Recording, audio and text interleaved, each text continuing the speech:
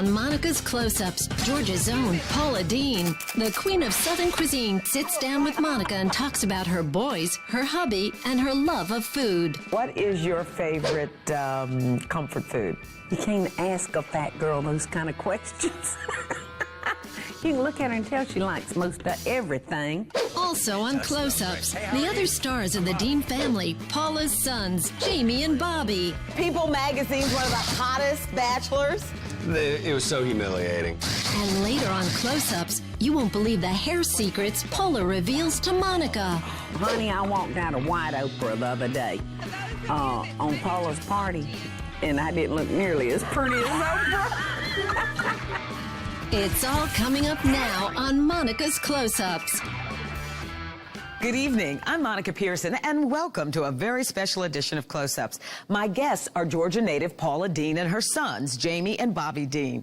Paula has created a multi-million-dollar food business as well as a media empire. She and the boys have come a long way since they started selling home-cooked lunches in Savannah. That was nearly 20 years ago. It was really hard going because I had to kind of pull my children. But they were young. They were very young. And they reminded me often that I should not be forcing my dreams on them. Well, they didn't understand that my dreams were for them to live and buy groceries and take care of themselves and pay the bills. That was my dream. And I did the only thing that I knew that I was pretty good at, and that was cooking. And of course now they don't feel that way. Now, your boys told me you've had several jobs before you really made. You were a bank teller. Yeah, that was my very first job was in a clothing store in retail when I was 18 years old.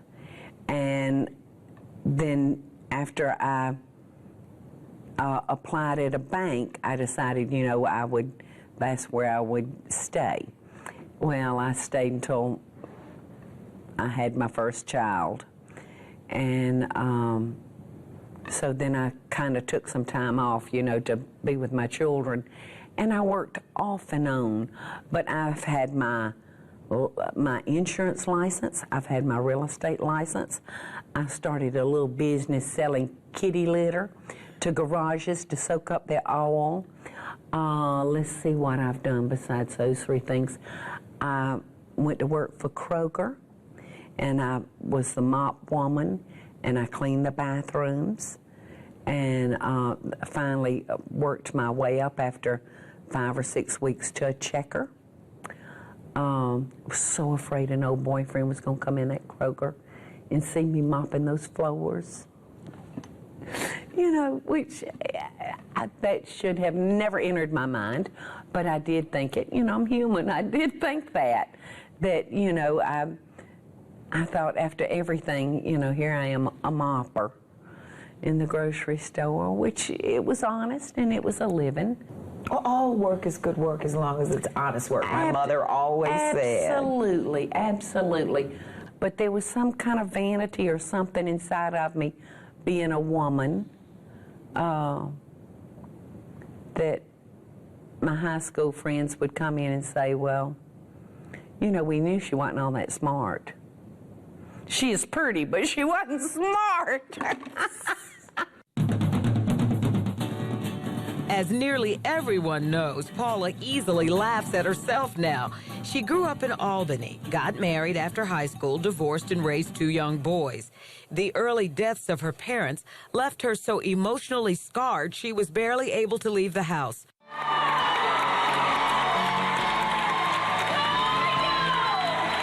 Her passion for cooking not only saved Paula, but turned her into a superstar. At her sold-out cooking shows, she's treated like a rock star. Hey, y'all! How are y'all today? People from all over the country stand in line to eat at her Savannah restaurant. Paula also has 2 television shows, multiple books, her own magazine, even her own food line. Your popularity, the boys said, were telling me that it's amazing to them how when people see you in a restaurant, you're like their next door neighbor, their best friend. Yeah. But they both said people approach you not so much for your food, but for your strength and for your inspiration. You know, thank you, and I think you might be right. I think women out there in the home, and said it doesn't too much matter where we seem to be, whether we're in the state of Washington or Oregon or in the state of Florida, Georgia, Alabama, New Jersey, New York. It doesn't seem to matter. There seems to be a bond that I have out there with the women in the homes, because, you know, I've pretty much been through everything that they've been through. No silver spoons out of any orifices. I've walked in their shoes, and to a degree I still walk in their shoes. And we have a connection, and they know my story. I've shared my story with them, and I think that I offer them hope that it is possible to take responsibility for yourself, to take charge of your life, and that God does bless hard work. Another key ingredient to Paula's success, her family, and she keeps them very close. Jaime and Bobby run the family restaurant, and they don't live far from their mama. Second hubby, Michael Groover, often goes on the road with Paula. The boys said that when Mike came into your life, because I was teasing them, I said, "You mean you allowed her to date?" They didn't like it, honey. They did not like it. They thought any man that would come their mother's way was surely out to get their little inheritance. And it didn't take Michael, though, long to win them over, because Michael had a very good job. Michael made more money than I made when we first met. So he didn't need me for that reason. But that was a big fear of the boys, and I can understand that they were frightened that somebody would try to come in and possibly bamboozle me out of what they had worked for as well. But met they Michael. Love him. They do. Oh, they said how much they love him. Yo, look at this precious boy. Another Deen already is being groomed to carry on the family's business. Jaime's son, Jack. The boys were telling me they walked in the kitchen and saw all these tiny pots all over the place, that you had bought him a cooking set. Well, I've got a cooking set ready for him. He's got a little miniature cast iron set with the little corn muffin things and a little teeny Dutch oven and a little bitty frying pan. They're all right there ready for him when he is old enough for me to put him up on the apple box. And how old is that? I don't know, maybe 2.5. It's so funny because Jaime said as soon as he can reach the top of a table, he's putting him to work in the restaurant. That's what he says. I said, son, Jaime's got these grandiose ideas that Jack is just going to want to go to the University of Georgia, want to play football for the Bulldogs. And I said, well, son, you know, children have a tendency to get a mind of their own. What if he doesn't want to go to the University of Georgia? He said, well, he'll be a busboy at the Lady and Sons. That's his choices. I said, oh, I hope I can live long enough. Got to get you to say two things about the boys, because I just remember they talked about you. Now I got to get you to talk about them. Let's talk first about Jaime. His strengths first, and then what's the one thing you always want to change about that boy? You know, it's funny. Jaime is a very strong young man. He's very opinionated. And once he makes up his mind about something, you are not going to change his mind. The thing that I'd like to change about him is his hard-headedness. You know, let me reason with you once in a while and win. Now to Mr. Bobby. Oh, Bobby's a wonderful young man. I think Bobby's weakness is being aware of his strengths. Bobby is a great conversationalist. Bobby started as the hostess. No, he did not start. He was actually the baker and the dishwasher first. But when we moved downtown, he took over as hostess of the Lady and Sons. And he loved meeting the people every day and talking to them. He thrived on that. And he made people feel so good about being in our restaurant. But the thing is about Bobby that I'd like to change about him is for him to realize his own value, because he underestimates his worth. But haven't you been guilty of that? Hard-headed and underestimate my worth. Am I talking about me?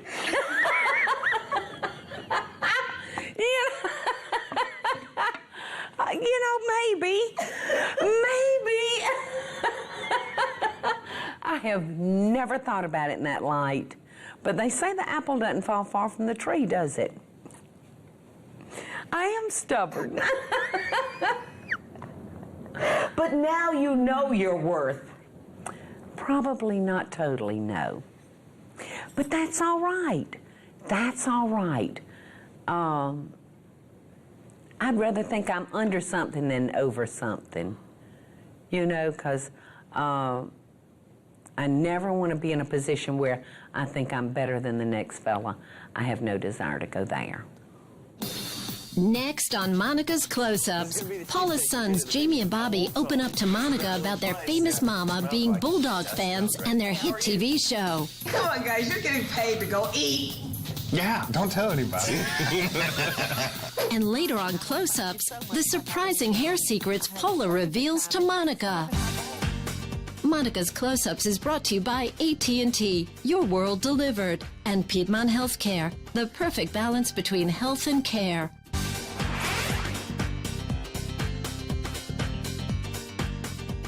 Welcome back to Close-Ups. We continue now with Paula Deen's boys, Jaime and Bobby Deen. Yes, ladies, they are the cutest. And I also learned they are just as funny and honest as their mom. Boom, boom, boom, boom. What's going on? The Deen brothers are also just as busy as Miss Paula. At a book signing, women of all ages can't wait to meet them. Yeah! This recipe is 4 ounces of softened cream cheese, 4 ounces of sharp cheddar. Thousands turn out just to see them cook. This is going to be the cheesesteak you get at the venue. And just like their mom, they have their very own television show, Road Tasted. I'm Bobby. Nice to meet you. Nice to meet you. I'm Jaime. Nice to see you. Okay, I gotta know, how is it you guys have been on the road doing this road tasting, and you don't look like you picked up any weight? It's the illusion. It's the beautiful camera people and the lights How and much the weight makeup. have you all gained, Jaime? Well, see, it's not fair to ask me because I'm gonna ask Bobby too. when we were filming our first season of the television show, my wife was carrying our beautiful son, Jack. And I'm, as the most dedicated, thoughtful husband in the world, she'd say, I'm hungry. I'd say, baby, let's eat. And she'd say, I'm tired. I'd say, baby, let's lay down. And so I would eat and sleep. And in my spare time, I'd get on the road and travel around and eat 18-pound apple pies and multi-layer chocolate cakes. I gained as much weight as she did. And the day that our son was born, she lost 20 pounds and I didn't lose an ounce. And you know what? It's funny because it takes some time to, when you're doing a television show that revolves around food and you have to eat, it takes a few episodes to learn how to eat on television. And Jaime and I would go places and we'd be like, oh God, and we'd start digging in and we'd be eating and then they'd be like, okay, now it's time we need for you to eat. And we'd be like, whew. So we learned how to eat on cue. Yeah. You have to learn how to eat on cue. Explain that to me, please, Bobby. You wait till they say, okay, take a bite now, before you have any, or you'll wind up full. The rice balls, when we were out in the Bronx. Oh my God, at we went to Pork Store. Landy's Pork Store in the Bronx. Fried rice balls, and we both went in starving. And they pulled those out, and I ate a dozen, and then they started to swell. At least a dozen. And it's like, okay, we need another take, and I thought if I have to eat one more rice ball, this is going to be a different kind of television show. These people are obsessed. It's a cheese Even steak. with all of their incredible success, the Deen brothers are very much grounded, in part because of the years they sacrificed and struggled to help their mother. You know, it was a really, really tough time, but I wouldn't trade it for anything because it was quite a character builder, you know, at the same time, to have to go through those things. Sometimes when you think, things aren't always as they appear. You know, a lot of blessings are really disguised, and you don't see them until years down the road. Who would have ever thought? I wouldn't have thought, I wasn't sure 6, 7, 8 years into our business, and we were doing very well at that time. I wasn't sure that we were going to succeed because we were so used to having that rug, you know, yanked out from under us. I still feel that way. Me too, and that's why. I think that I worry for our business. We run our business out of fear of I don't ever. I've been there and I've been here, and I don't want to go back there. I like it here. So we're going to always work, you know, like dogs to try to do well, and we have, you know, what our mother started. We have a legacy. We've got to take care of it. Okay, now let's talk about Mama. So I need some dirt. Tell me about, when would she come down on you two? Oh, geez, during the bag lady days, you know, like we were talking about earlier when we were starting, this business was started in our house, and our mom is she doesn't quit. She's the toughest person I've ever known. Don't tell her she can't. And when we would go sit down or lay down and watch television, because our mom's job, there was no time clock. She would be literally in the kitchen 24 hours. She could be in the kitchen at any of the 24 available hours, and she would usually do it without much of a rest. So if we would go sit down, you want to see my mama get pissed off, you sit down while she's working. Okay, now I'll have to ask you as, which I love, and I'm sure you razzed him about this. The most handsomest man in the world? You know, People magazine's one of the hottest bachelors. It was so humiliating. No, it's the greatest thing that ever happened to me. You're right, exactly. We see, what happened was, how did I even get in there? My mom... Because she's so handsome. Yeah, that's what it is. Mom did some interviews with people and had a good relationship with them, and the lady who interviewed Mom said, you know, aren't you single? And I said, yeah. And she said, well, I'm going to throw your name in the hat next year for it. And this was, of course, this was in 2005. She said, I'm going to throw your name in the hat next year. So I was shocked when they called me and said, hey, look, People magazine really wants you in this. And I was like, shocked. I said, okay, you know. So evidently they'll put anybody in it. But we were in a slow year for bachelor. Evidently everybody got married that year. Exactly. I'm so embarrassed about it because I didn't feel worthy of being in it. I love the fact that you're sitting here with no shoes on. Is that all right? I love it. I feel like I'm almost at home, y'all. This is close enough to Savannah. I've been watching you on TV long enough. My wife's family is from here. I'm comfortable. I'm sorry. No, I just think it's really cool. Okay, last question. Both of you are Georgia Bulldog nuts. That's true. Oh. You didn't go to Georgia. Jamie and I both just love it. We're both season ticket holders. We go up to every game on Saturdays. In fact, we work our schedule around that. We make sure that the Food Network and Follow Productions knows that we can't be traveling on, you know, Saturdays in the fall when the Bulldogs are at home. You know, it's a Georgia football. It's a great tradition. Next on Close-Ups, more with Monica and superstar cook Paula Deen. What can't you cook? You know, every cook has something that There's a lot I can't cook.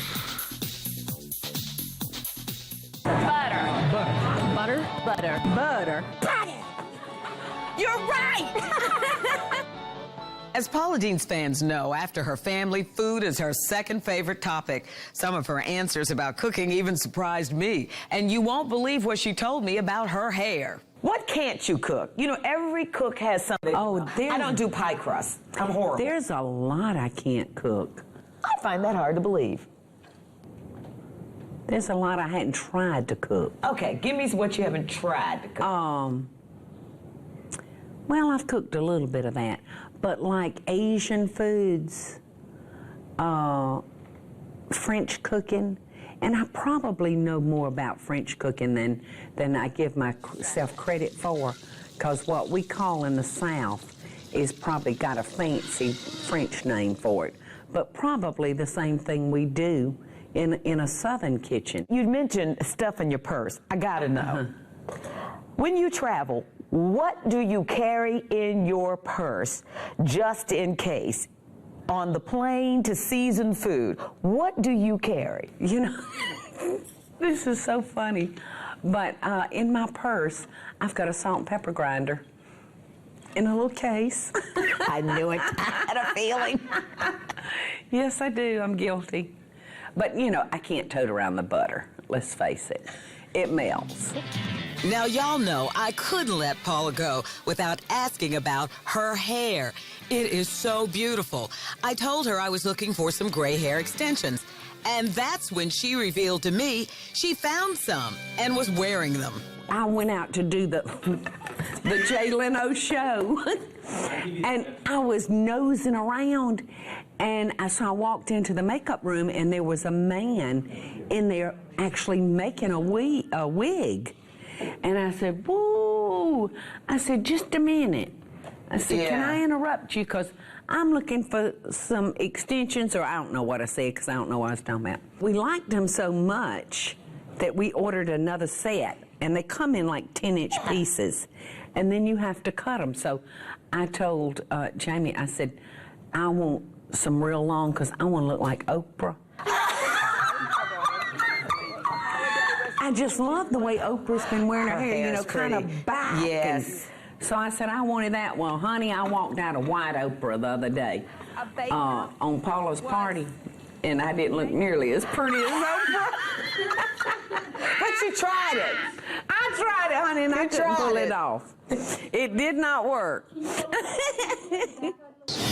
So, Paula put one of her extensions in my hair. What do y'all think?